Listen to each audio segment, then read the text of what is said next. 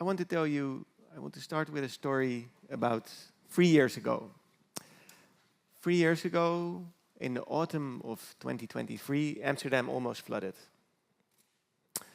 And what happened was that this machine, this is the lock of IJmuiden, sluis van IJmuiden, one of the largest locks in the Netherlands, which protects the water coming from the sea to go into the channel called the Amsterdam-Rijnkanaal. And it also has pumps to pump water out of the channels towards the sea. So this thing is one of the biggest in Europe, and it keeps 4 million people dry. 4 million people who are behind this machine. If it fails badly. Now the thing is, in the autumn of 2023, the locks didn't close. So translation point here, the spuien in Dutch, the things which keep the seawater from rushing into the channel didn't close. The operators tried to close it, but it didn't. They didn't know because they were quite far away. It was remotely controlled, like 20 kilometers away. And during this night, the water in the channel slowly started going up, increasing, because the sea water was increasing as well as a result of a flood. There's an ebb and flood. When it's flood, the water is higher than the channel, so it goes into the channel if the locks don't close. And what you see here is the, say, normal level. That's the green one. And you see that all of a sudden, when the locks didn't close, it started going up. This was during the night. And nobody knew. It was only as a result of one employee who got up early and customarily checked his phone to see what the water levels are, that he found out that the water was far beyond what was acceptable. It was beyond the first level of alarm. He immediately called his colleagues and told them to get out of bed and start closing the walls that wall off Amsterdam from this channel. Because if they didn't do that, then the water from the channel would enter the canals of Amsterdam as well. So the colleagues went onto their bikes, very classical Dutch thing, and then went to the walls, and they started closing the locks that protected Amsterdam. The water at that time was rushing in so hard that the locks, they closed very hard and they almost broke. So danger was averted. I only read about this a couple of days later in the newspaper. At that time, I was sleeping. I didn't know anything. And it made me wonder, would this happen again? Could this happen again? What is happening behind the scenes to keep our infrastructure running? And are there like more of these like near disasters, things you are probably also familiar with in your profession? Now, you must know something about me. I'm a lawyer, so as in my profession, I basically, I read papers, I draft things, etc. But I'm also a bit of a concerned human and concerned about what's going on in the world, wars, flooding, rains, everything. And the way I handle this is firstly talking to my wife, who is starting to get really annoyed with me. But then I also wanted to understand it better. So what I did is I wrote a book about it. It's called Voorbereid in Dutch, Prepared in English. And it's about the different disasters that can occur in the Netherlands. What can happen? What happens when the disaster occurs? Like what happens when there's a blackout? What happens when the internet goes down? And then how can you prepare against that? And one of the things I investigated is the water level. And I want to go talk you through my investigation on like the risk of flooding in the Netherlands, because I think this is quite a uniquely Dutch thing, or maybe not so actually, but the way we manage it is quite unique. And hopefully also connect this to what it means for, say, IT infrastructure, because there are some surprising links there. So in order to sort of understand this better, I will first have to walk you through the water machine. So the water machine is basically what I call the Dutch infrastructure for keeping the water at the level it is supposed to be. Now, you understand that the Netherlands is a delta. So water not only comes through rivers, which go through the sea, it also comes from the sea into the land. And because we have reclaimed a lot of land and basically pumped it dry, the level of many of the places where we live is lower than the sea. So we have to keep the sea out. We have to make sure that the water that comes in through the rivers doesn't flow over the dikes. And when there's rain, we have to make sure that the rain is pumped out to the sea as quickly as possible. Now, just to be sure, this is not a matter of just getting everything out to the sea at the right moment, because you want it to be at the exact level. If it's too low, then your ships will not be able to go through a channel. If it's too high, they will also not be able to go through a channel. For example, in the canals of Amsterdam, sometimes there's like a very little space where you go under with your boat. So it has to be managed at the very exact level. And just to go back to this slide I was showing you, this is an example of how exactly we are managing this. These are centimeters. So the say desirable level of water is managed within 10 centimeters. If it's higher than that, the escalation procedure starts. And this is not only managed through machines, it is actually in the law, as I found out. It was quite impressive. Anyway, what we are doing is we have this very intricate web of sensors checking what the water level is, and we have intricate web of machines, pumps, which pump water from lower parts to higher parts. So if it rains somewhere, we pump it to a channel, and then from the channel we pump it towards the sea. When there's flood, we try to block it so it doesn't go into the Netherlands. So basically, a water machine, and quite an intricate water machine. Super impressive, don't get me wrong, but the thing is, it's broken. And I'm going to tell you all about it. So, what happened during this day when the locks didn't close has been investigated not by one report, not by two, but with 4 reports. And the reason that it is investigated by 4 reports is because it is a really serious matter. You understand that, you know, if 4 million people cannot trust their pumps to be working, their locks to be working, we have a big issue. And the reports are really fun to read, I can assure you. So let me go through some of the highlights.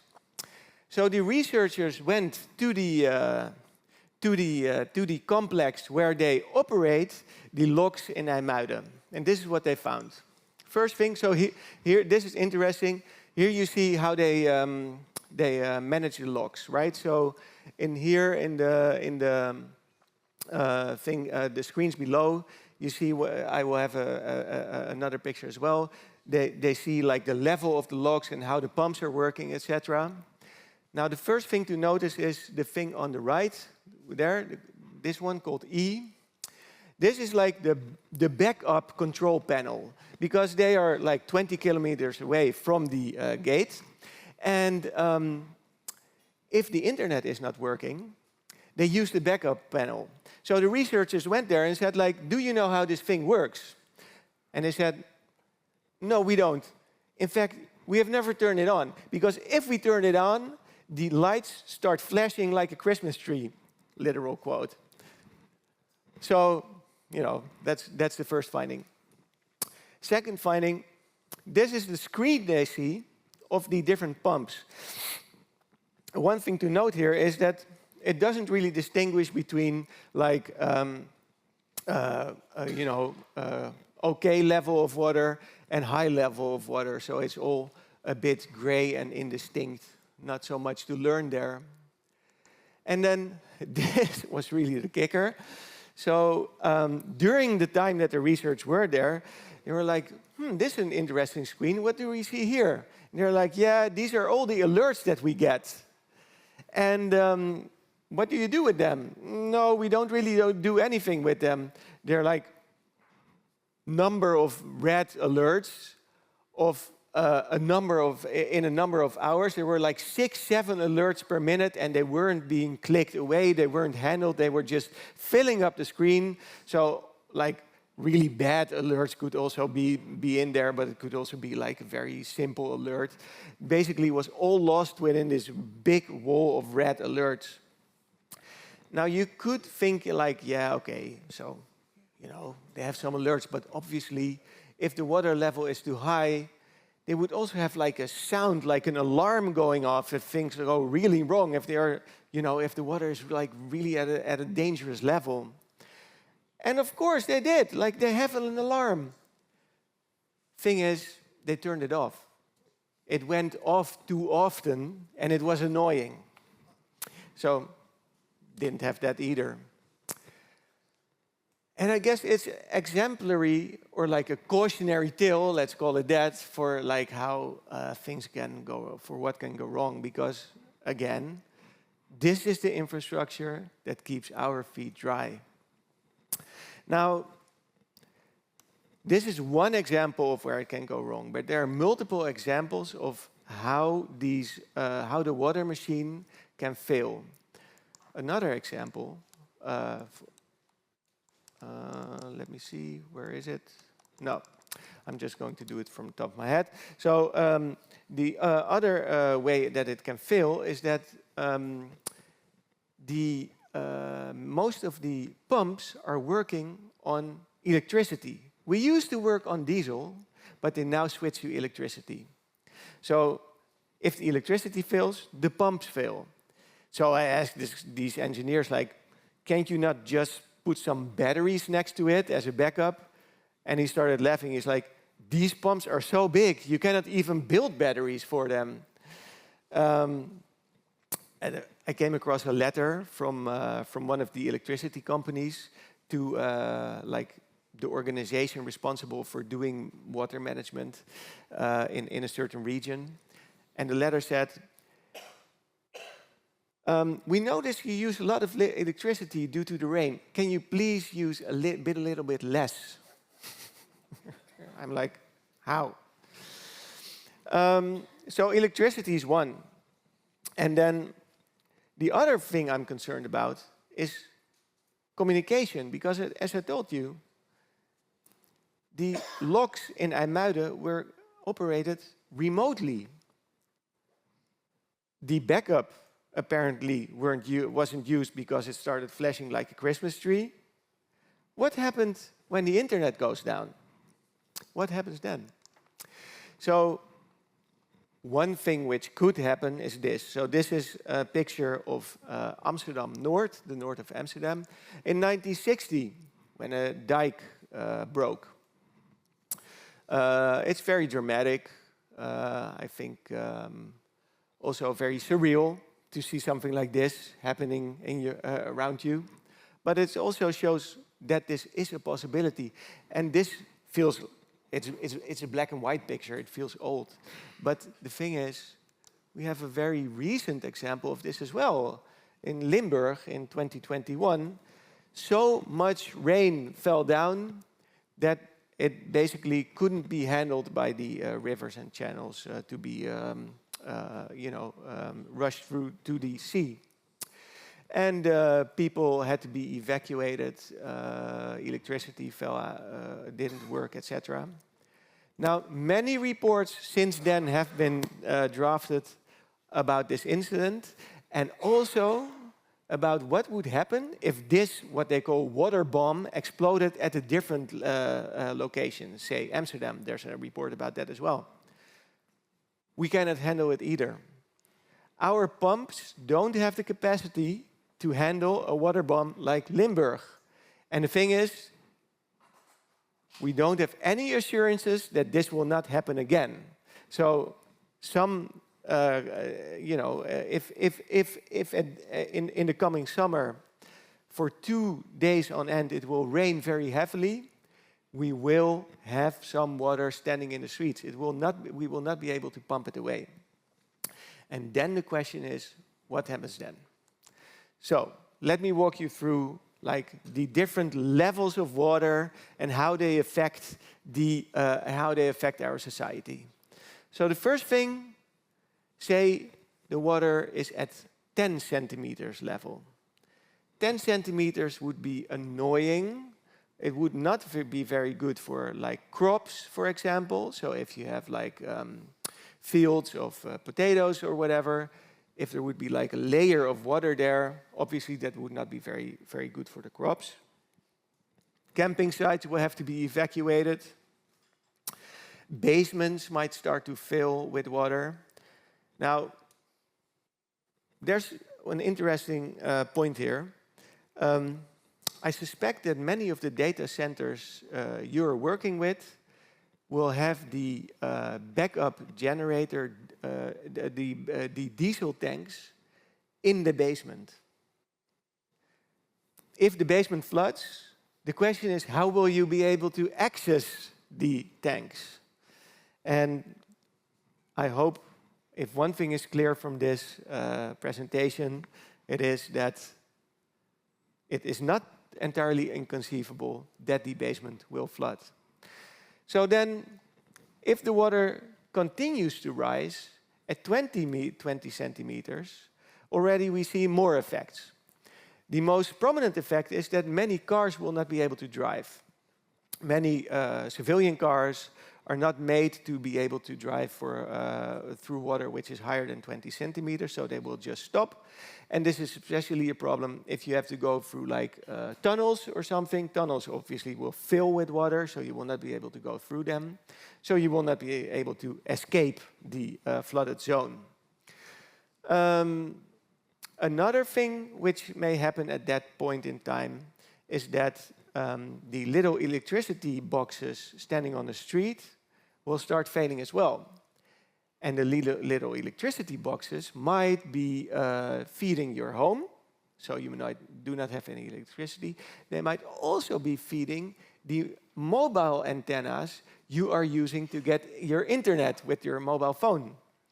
Now, this is something I'm not probably telling you anything new, but the batteries of mobile antennas have a 1 to 2 hour capacity. After this, they will stop working.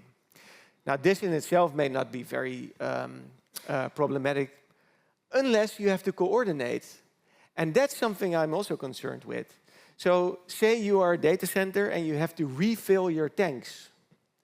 How do you get to communicate with your suppliers to tell them that your tank is starting to get empty? Because I suspect that the diesel trucks will be on higher bands, they will be able to go through water of like half a meter even, but you will have to get a hold of them. And that's something I'm also worried about. Another thing I'm worried about is how will you be able to coordinate with your employees? So your employees might be at home. If you cannot reach them via phone, then how will you do that? So I know that at AMS-IX, they have been investigating and maybe even buying satellite phones. This would not be quite a wise decision to explore for yourself, if that would be useful. So These are like the direct effects. But then we also have, say, the indirect effects. And the way to visualize this is through a circle of dependencies. I'm not sure if that's the right term. But what you see here is how the different critical infrastructures are dependent on each other. So what you can see is that transport, electricity, and telecom all are supplying their services to the majority of the other services. So transport, obviously the car here, and telecom, the antenna there, they support, say, sewers, they support, train stations, train networks, etc. One thing I hope becomes clear from this image, it's all connected. That's, I think, the most important thing to realize. And this connectedness also has effects for your work. So, say the electricity starts failing, say the region is flooded, then maybe also the electricity starts failing. Then obviously your data centers will have backups. But again, how does this work when it takes a little bit longer time? And how does it work if the tank in the basement cannot be accessed? Another example, mobile phones, mobile antennas, as I just said, have a 1 to 2 hour capacity in their battery. And the question is, how will you coordinate with your employees and how will you coordinate with your suppliers? To get a good idea of how these things are connected is, I guess, one of the most important things you can do to become more resilient against these kinds of risks. Now I want to close off with a, say, more optimistic tale after the more cautionary tale I have been focusing on up until now. So this is a picture of what happened during the Hurricane Sandy in New York, like a decade ago, I think. Many internet providers at that time stopped working. One internet provider actually had a backup, had a generator. It was on the roof of the building, and they had a backup in the basement. The basement, however, was flooded. So at the time when diesel trucks came to their premises to deliver diesel for the trucks, they couldn't pump it upstairs because it was the pump wasn't operating. The way they solved this was by getting all their employees onto the stairs and handing buckets of diesel up until the highest level. And by that, they kept the generator running. And I guess that's, say, the most important lessons I would draw from this. I guess very, very similar from what we heard from Gijs Tuinman. The most resilient supply chain is the human supply chain. And with that, I would like to thank you.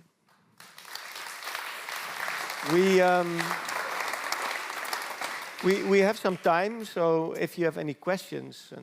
I, of course, have one alt, but I think there are microphones that are being left out. When I looked, of course, at your presentation before we came here today, it's really struck me because you're making really a clear distinction between the technological impact but also the societal impact, right? And how do we cope with that? As we started this morning also with Vivian Bendermacher and looking at where AI is going and everything we heard today, Alt, how complex is it that we keep those in balance? And how do you see us as society, as humans, coping with this huge technological progress we're making now? Yeah. So One of the things I got out of the investigation over the past years into how these different infrastructures interact is that they have become super complex, and the complexity is not only difficult for us to understand, it's also difficult to understand how they fail. Yeah. And one of the lessons I would say is to, first of all, if possible, simplify systems a bit. Obviously, very difficult to do, but also build in redundancy. We have been building a society which is super efficient. Everything is delivered just in time. We will have to move towards a society which is a bit more managed just in case instead of just in time. If you look at today's theme, right? Building a safe and resilient digital future. What does resilient mean for you in your work field? Yeah, so I would say that that resilience is mostly, say, a human trait. It's being able to overcome difficulties and just keep on trying to function in very adversarial environments. And one of the things I found very, very striking in my research is that when we have good social networks, as a society, we are also more resilient. So there's examples of this, for example, in Japan, where districts or neighborhoods with high criminality did less well during the Fukushima disaster than districts where the criminality was lower. And the reason for this was simple. If you know your neighbors well, you alert them to the coming tsunami, you try to save them, you share a car together, etc. So there were many more survivors in the low criminality neighborhoods. And I think that's perhaps the most, say, surprising finding, that societal cohesion is perhaps the most resilient option. Boy, beautiful. Shall we have a look if there's a question from the stage? Ott? Sure. Yeah? If you can move maybe a little bit the lights on. Is there any question to Ott in this beautiful Wednesday afternoon? Is it that clear? Is it that obvious? Right. You have one, sir. It's not a question. All right, here we go. So, yeah, this is actually an Spaniard that lived during or lived the blackout that we had in Spain. I was back then in Spain. So the point is that what I read about the issue is that the government is also more focused on solving from a power grid perspective, not to happen again, this situation, instead of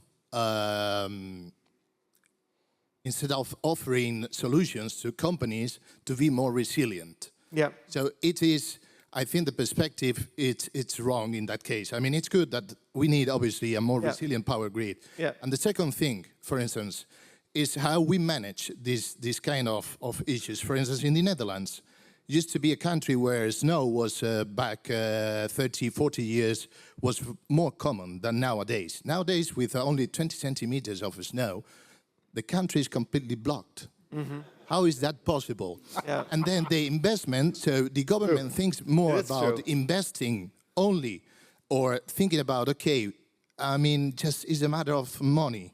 If we invest in having better or more resilient infrastructure, it costs probably more money than having, for an entire week, the country completely blocked. Yeah. So just to give some ideas in that regard. Yeah, thank you. So I think the comparison with cybersecurity is something I'm thinking of when you're telling this to me. So in cybersecurity, we've slowly shifted towards the idea that you basically cannot defend against all intrusions. The best way to deal with this, to ensure that you can recover quickly and that you are that systems will not be affected so much by the attack. So this is very much similar to what you're saying. we can try to make the solar grid, super resilient, but we also have to have measures in place to make our society resilient for when the grid fails. And that's something where we can focus more on. I agree.